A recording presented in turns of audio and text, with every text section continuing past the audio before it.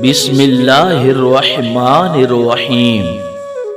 कहीं जवाब देने को जी नहीं चाहता, कहीं सलाम से पहले सलाम करता हूँ।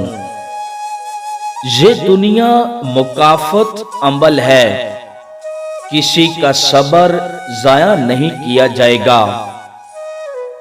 कोई दूसरा हमारा दिल नहीं तोड़ता, हम खुद अपना दिल तोड़ते हैं। एक ऐसी जगह रहकर जहां हमारी जरूरत नहीं होती। खलूस और इज्जत बहुत महंगा तोहफा है, इसलिए हर किसी से इसकी उम्मीद ना रखो, क्योंकि बहुत कम लोग दिल के अमीर होते हैं। एक जमाना था जब लोग बातों बातों में हौसला बढ़ाते थे। आजकल लोग बातों बातों में ब्लड प्रेशर बढ़ा देते हैं।